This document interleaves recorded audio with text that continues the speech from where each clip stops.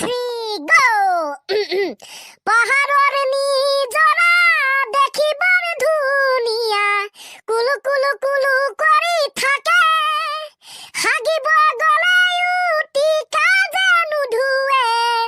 দেখিবলৈ কিবা কিবা লাগে মোৰ মইনা ঐ ডেকাটো বাদাই দে বুঢ়াই জাপ মাৰিব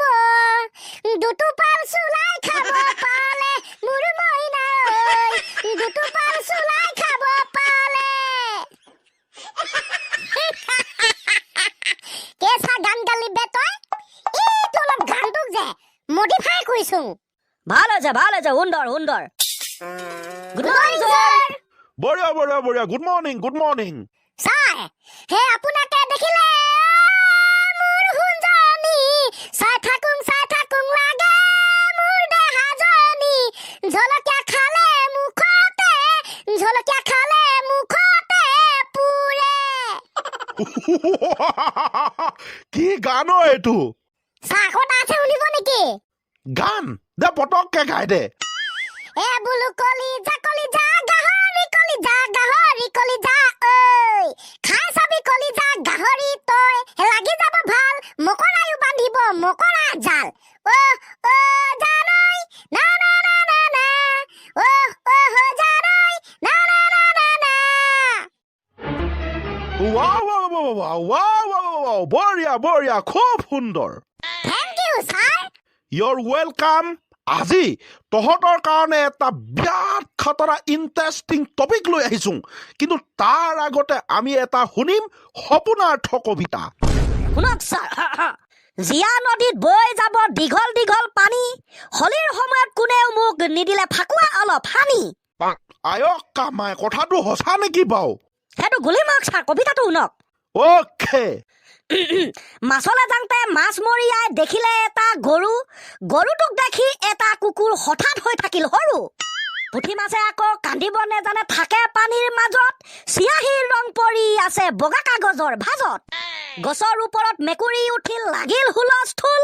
দেওবাৰ দিনা কিয় থাকে বন্ধ স্কুল ৰজা ৰাণী আগতে আছিল এতিয়া পাবলে নাই অসম হৈছে প্ৰাকৃতিক সৌন্দৰ্যৰে ভৰপূৰ কি বঢ়িয়া ঠাই অকলে থাকিলে মন যায় গাব জুবিন দাৰ গানটো মন যায় তই মই আমি হৈছো সকলো ককাই ভাই ৱাহ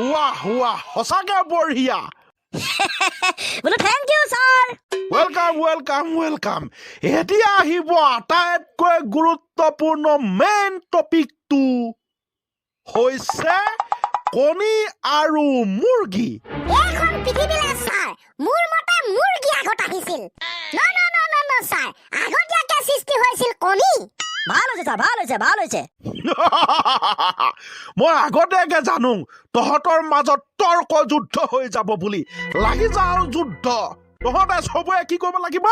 এতিয়া যুক্তি দিব লাগিব এইখন পৃথিৱীলৈ ফাৰ্ষ্ট কিয় মুৰ্গী আহিছিল কিয় কণী আহিছিল স্যাৰ মই কৈছো পৃথিৱীলৈ প্ৰথম যেনেকে নহওক যি কি নহওক মুৰ্গীটো আহিছিলে মানে মুৰ্গীটো কণীতকৈ আগত জন্ম হৈছিলে ন মুৰ্গীতকৈ আগতীয়াকে সৃষ্টি হৈছিল তাৰ মানে কুকুৰাতকৈ আগতীয়াকে সৃষ্টি হৈছিল কণী আৰে জধকে অধ মুৰ্গীটো সৃষ্টি নোহোৱাকে কুকুৰাটো জন্ম নোহোৱাকে কণীটো কোনে পাৰিব কোনে কণী পাৰিব তয়ো ৰাম জধা মূৰ্খই ন কুকুৰাটো জন্ম হয় সৃষ্টি হয় কৰ পৰা কণীটোৰ পৰা কণীটোৱে যদি আগতীয়াকে সৃষ্টি নহয় জন্ম নহয় তেনেহলে কুকুৰাটো কৰ পৰা ওলাব কৰ পৰা মই কৈছো তই গোটেই বিষয়টো ছাৰ ফুলনি মানে বাগিচা মানে ফুলনিৰ লগত মিলা প্ৰীতি আছে মানে এতিয়া চাব ছাৰ এই ফুলনি মানে বাগিচা মানে ফুলনি মানে বাগিচা মানে ফুলনি মানে বাগিচা মানে ফুলনি মাকা কৈছো নহয় ছাৰ যিমানে গালো ফুলনি মানে বাগিচা মানে ফুলনি এই গানটো শেষ নহয় আপুনি গাই থাকিব পাৰিব ই কেতিয়াও অন্ত নপৰে ঠিক তেনেকৈ ছাৰ এইখন পৃথিৱীলৈ প্ৰথমতে মুৰ্গী আহিছিল নে কণী আহিছিল সেই বিষয়ে তোৰ কোনো অন্ত নপৰে ভাবিলে ভাবনাই মাথাটো গৰম কৰি দিব ছাৰ এতিয়া মই যদি ভাবো কণীটো ফাৰ্ষ্ট জন্ম হৈছিলে তেনেহলে আনফালে হৈ যাব কি যদি মুৰ্গীটোৱে জন্ম হোৱা নাই যদি কুকুৰাটোৱে নাই তেনেহলে সেই কণীটো পাৰিলে কোনে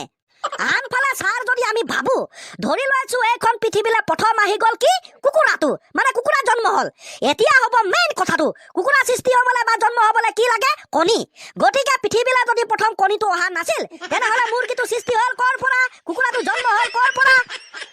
তো নহয়নো কি ছাৰ ফুলনি মানে বাগিচা মানে ফুলনি যেনেকৈ শেষ নহয় কুকুৰা আৰু কণী কোনটো প্ৰথমতে আহিছিল সেই কথাটো শেষ নহয় গতিকে ইহঁতৰ মাজত এটা একদম কৈছো ন ছাৰ এটা কি কম এটা বহুত ভাল এটা মিলা প্ৰীতি আছে বাবা কথাটো বাৰু নোহোৱা নহয় কিন্তু আমাৰ লগত ছাৰ যুক্তি আছে নহয় মজা এইটোহে লাগে ক কিয় তোৰ মতে মুৰ্গীটো ফাৰ্ষ্ট জন্ম হৈছিল কেনেকে হ'ল আৰু তোৰ মতে চানি তোৰ মতে ক কণীটো আহিল ক'ৰ পৰা প্ৰথমতে এইখন পৃথিৱীলৈ ওকে ছাৰ মই ছাৰ অতীতৰ পৰম্পৰাগত এটা ৰামায়ণৰ কাহিনী কম য'ত সুন্দৰকৈ আপুনি বুজি পাব এইখন পৃথিৱীলৈ যে ফাৰ্ষ্ট মুৰ্গীটো আহিছিল কিন্তু ছাৰ মই এটা প্ৰেক্টিকেল কাহিনী কম কাহিনী নহয় প্ৰেক্টিকেল কাৰণ কম যিটোৱে সুন্দৰকৈ কৈ দিয়ে যে এইখন পৃথিৱীলৈ ফাৰ্ষ্ট কণী আহিছিল মানে কণী সৃষ্টি হৈছিল ওকে প্ৰথমতে ৰামায়ণৰ কাহিনীটোকে শুনি লওঁ নে কি ভাল হ'ব ছাৰ ভাল হ'ব ছাৰ কথাটো মানে এনেকুৱা ধৰণৰ এতিয়া যদি আমি ৰামায়ণৰ কথা ক'বলৈ যাওঁ আপুনিতো গম পায় ৰাম আৰু লক্ষ্মণ হৈছে দুয়ো ককাই ভাই এইটো বাৰু গম পাং লগতে ছাৰ আপোনালোকে এইটো জানে যে ৰাম হৈছে ককাইক আৰু লক্ষ্মণ হৈছে ভাইক তাৰ মানে ৰাম ডাঙৰ লক্ষ্মণ সৰু গম পায়নে ছাৰ হয় জানো কথাটো ছাৰ আপুনি নহলে ভাবি লওকচোন যে ৰাম হৈছে ডাঙৰ লক্ষ্মণ হৈছে সৰু তাৰ মানে ৰাম ককাইক লক্ষ্মণ ভাইক ওকে এতিয়া ছাৰ মই যদি আপোনাক কওঁ আপুনিতো সকলো গম পাই আছে লক্ষ্মণ হৈছে ৰামতকৈ সৰু কিন্তু কোনোবাই পটককে কৈ দিলে যে লক্ষ্মণ ৰামতকৈ আগত জন্ম হৈছিল আপুনি তেতিয়া কি ক'ব ইয়েছ অৰ নো এইটো কেতিয়াও হ'ব নোৱাৰে লক্ষ্মণে ৰামতকৈ পাছত জন্ম হৈছিল সেইকাৰণে ৰাম ডাঙৰ লক্ষ্মণ সৰু কেনেকে হ'ব গতিকে ছাৰ এই কথাটো ঠিক তেনেকুৱা ধৰণৰ কণী আৰু কুকুৰা সাইজটো কি ডাঙৰ কুকুৰাটো ডাঙৰ গতিকে কণীতকৈ ফাৰ্ষ্ট জন্ম হৈছিলে কোনে কুকুৰাটো যেনেকে ৰামে লক্ষ্মণতকৈ ডাঙৰ হৈ প্ৰথম জন্ম হৈছিল ঠিক তেনেকৈ কণীৰ সাইজতকৈ কুকুৰাৰ সাইজটো ডাঙৰ হৈ এইখন পৃথিৱীত ফাৰ্ষ্ট জন্ম হৈছিল কি কুকুৰাটো বাছ ছাৰ সিম্পল কথা এই চুৰৰ বাচ্চা এই ৰাম লক্ষ্মণ জন্মৰ লগত কণী কুকুৰা সম্পৰ্ক কি বে তই মানুহ মাৰি দিবি একেবাৰে চাইজত পালিগে যে ৰ'ব ছাৰ এইটোক যদি আপোনালোকে মানি ল'ব নোৱাৰিছে তেনেহ'লে ৰামায়ণৰ মেইন কাহিনীটো শুনক এইবাৰ হে দেওবাৰ ক দে একচুৱেলি ছাৰ ৰাম লক্ষ্মণ এইবিলাকতো ভগৱান টাইপৰ আপুনি জানে গৈছে একদম জন্ম হোৱাৰ পাছত ৰামে চিকাৰ কৰিবলৈ ধুনীয়াকে চিকাৰ কৰি আছে হাতী বাঘ ঘোঁৰা এইবিলাক যি পায় আৰু চাইছে মৰা নাই দে হাতী বাঘবিলাক সৰু পহুবিলাক মাৰিছে খাইছে খাব আৰু ঘৰলৈ আনি তেনেকৈ চিকাৰ কৰি আছে তাৰ পাছত এতিয়া আহিব ছাৰ ইণ্টাৰেষ্টিং কথাটো চিকাৰ কৰি আছে 5 দিনৰ দিনা ৰামে পটককে দেখি পালে এজনী কুকুৰা সুন্দৰ কুকুৰা তাৰ পাছতে ৰখি আছে চাই আছে আধা ঘণ্টা মানৰ পাছত কটক বুলি কৈ এটা কণী টপলককে পাৰি দিলে